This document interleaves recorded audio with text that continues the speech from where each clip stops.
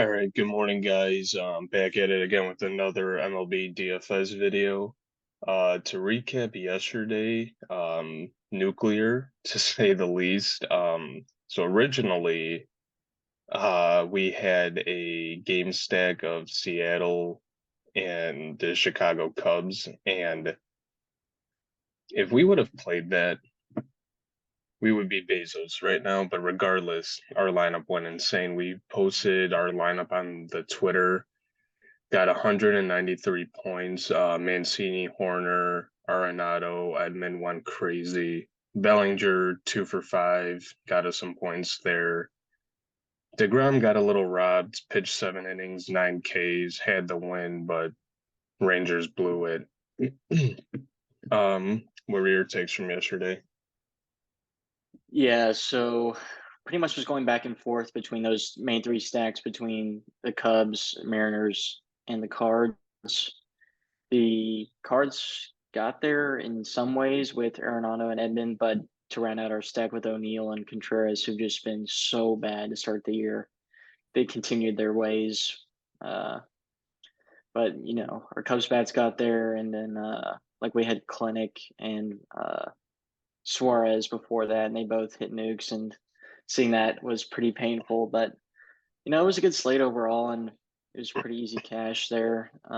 Today's slate looks a lot more disgusting. So Very disgusting. I guess we're ready to dive into this yeah, I mean, disgusting. the only thing I would say about yesterday's slate besides the hitting would be the pitching with Burns coming through the late night with 8 innings, 8 Ks, and the win.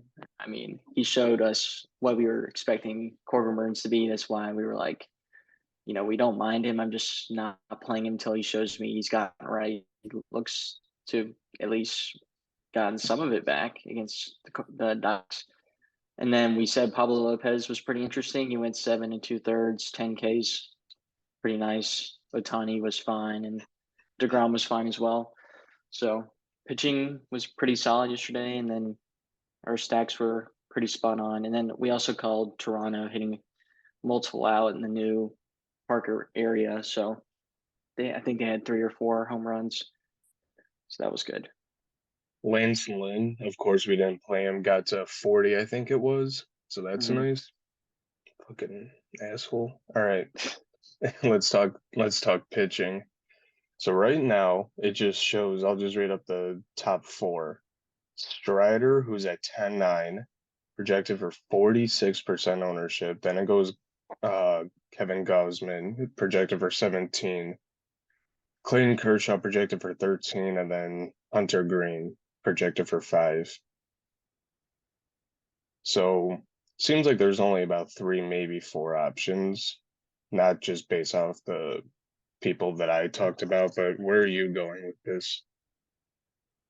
So it's hard to say with pricing at least because 10-9 for Strider seems steep, especially when you compare it to DK pricing. He's like the third highest pitcher on over there, while him and Gausman are pretty much tied for one on Fanduel. Um, he does have a 9.5K prop, which is the highest in the slate by far. Gausman and Kershaw around 6.5. So he looks the best. He's got advantageous matchup against the Reds. Uh, and Gausman, it's hard to say because Detroit is pretty tricky sometimes. I think he does have some great win equity here, minus 300 favorites, of course. Atlanta's minus 275.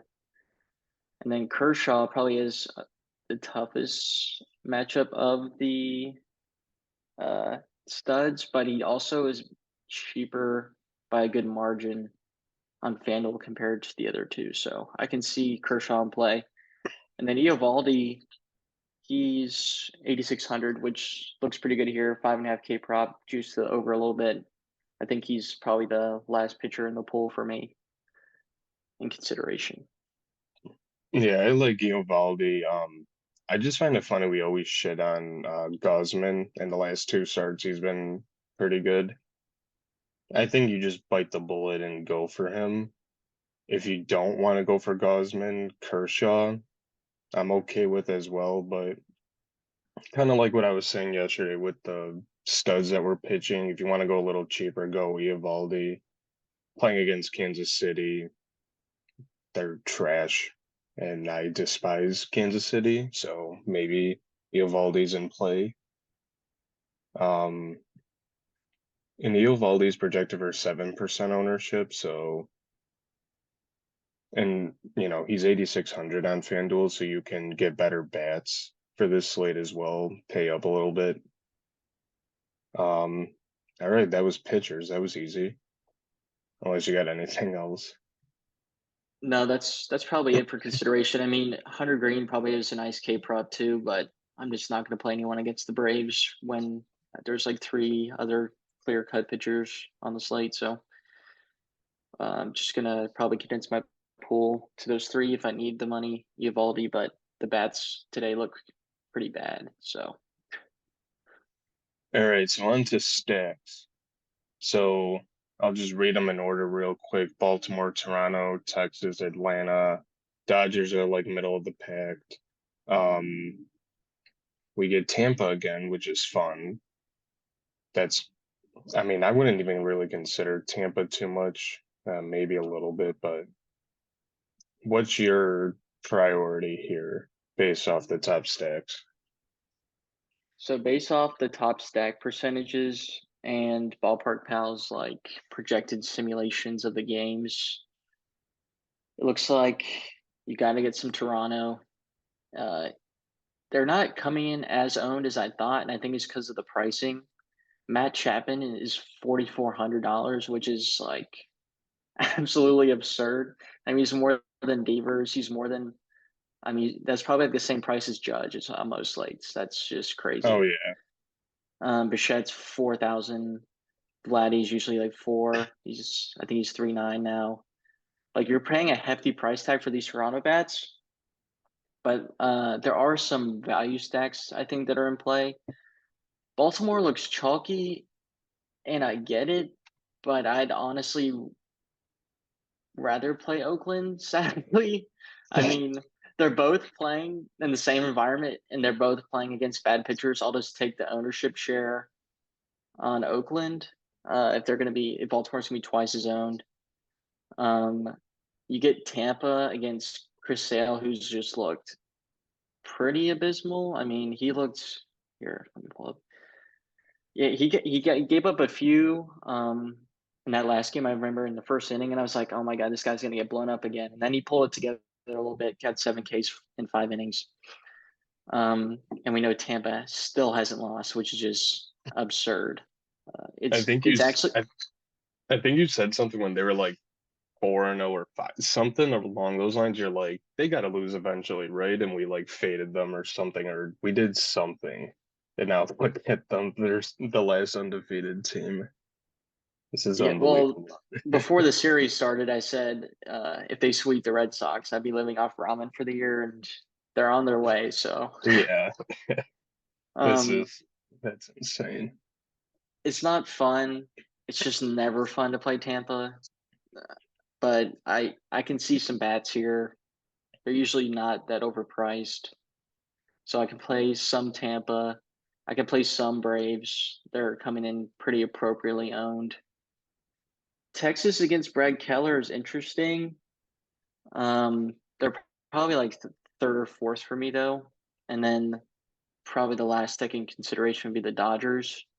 They're coming in with like absolutely no ownership here against Cobb, which is understandable. Cobb's respectable, but the Dodgers can nuke any slate as we've seen multiple times. So that'll probably be the last one in the stack pool for me. So you were bringing up the A's earlier, and before we started recording, when you said that to me, I'm like, really? But I do see your point. They are very, very cheap. Um, Diaz 2,200 projected for 20% ownership. Ramon Laureano 2,800 outfielder projected for 12%. Jace Peterson 2,200 projected for 11. Shea Langoliers 2,300 who homered yesterday projected for 1. And we're recording pretty early, so this can definitely change, but that might be a decent stack to go to. Kind of like you said, both teams are facing bad pitchers, you know, the environment they're playing against each other. I mean, nothing wrong with taking a shot there. Toronto, I feel like it's kind of essential to get a couple bats from there. Rodriguez is not really good. I remember when he first started pitching in the majors, he was like somewhat okay, and he's just been downhill, probably because he plays for Detroit. But um, Texas does look a little interesting. Brad Keller, he's kind of been up and down his entire career, but this should be a spot where Texas destroys them. And also, Oakland has a 10.4 stack score. That's the third highest on the slate. So it obviously goes Baltimore, then it goes to Texas, then it goes to Oakland. So that might be a spot for like big field tournaments to get a little difference. Damn, now you got me thinking. Good I job. just think uh like the ownership disparity shouldn't be that great between the two teams. So that's why I would leverage that. But I mean, I understand the Baltimore ownership. I just think Oakland should be maybe a little higher in consideration, especially with how cheap they are. I mean, 1 through 5 is like pretty much all 2,500 and below. So if you want to fit those Toronto bats, they make a lot of sense. Right. And I kind of got a feeling that's what we're gonna end up doing tonight, which I Yeah, we'll don't see. mind. That's kind of a smart route at the moment. So, do you have any of the stacks that we talked about, or maybe not any of the stacks? Do you have any bats that stand out? I mean, all the bats that really project well are just not on the slate, which Yeah, sucks. Like all the good games are sadly on the early slate, so we're kind of dealing with like slim pickings in terms of like offensive stacks here. I think if you want to pick off like some of the Toronto bats, like Whit Merrifield projects pretty well. And he's probably in like 7 or 8 holes, so he might come in with low ownership throughout that stack.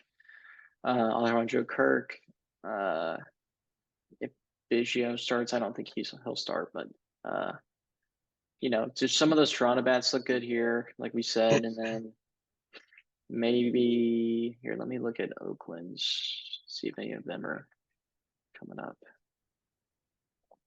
Yeah, Langoliers. I think we can go back to him after yesterday. Laureano, Tony Kemp, if he's hitting first, and then Jesus Aguilar. We know he's got power. He's either going to drop 28 or 0. So I think we're willing to gamble on the 28. I kind of like Diaz a little bit. He's just popping up on the batter's tool. Yeah, Laureano, Kemp. I mean, yeah, I think we're just gonna have to go with Jesus at this point as well. Jesus Christ, I'm buying into Oakland. This is terrible. Hey, it I might didn't mean work I out didn't mean to every sway you. once. Hey man, it might work out. If you want some like power bets just based um off the batter's tool. Hold on, let me move this. Franco, Acuna, Bichette. I kind of like Bichette today. Um Rosarena projects out well. Mookie tonight. Mullins against Oakland. That's kind of it. Marcus Simeon's projected out well. Corey Seager, Bobby Witt Jr. as well. I'm kind of liking Bichette today, but it's because Rodriguez is lefty. You know, you got a lot of right power on Toronto. I think this might be a good spot for Toronto as well, just overall as a team. Um, all right. Home run calls, we ready? Yep. All right. Who do you got for today? So some home run calls from the early slate. I'm gonna go Eric Hosmer, Charlie Blackman, and then Madrigal from the Cubs. And then from the main slate, I'll just take Kirk from Toronto. You're a better man than me because I only have three total, and one of them is on the main slate. But I'm gonna go my first home run call. I'm gonna go Suarez. He did it yesterday. I have confidence in him today. Jorge Soler. I think that was the first ever home run call, Soler.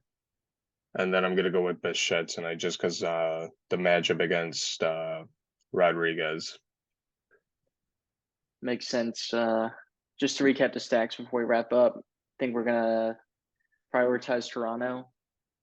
Then between Tampa and Oakland for secondary, and then Baltimore if we absolutely need to, just because of the ownership.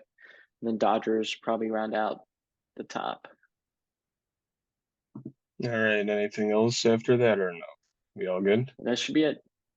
All right.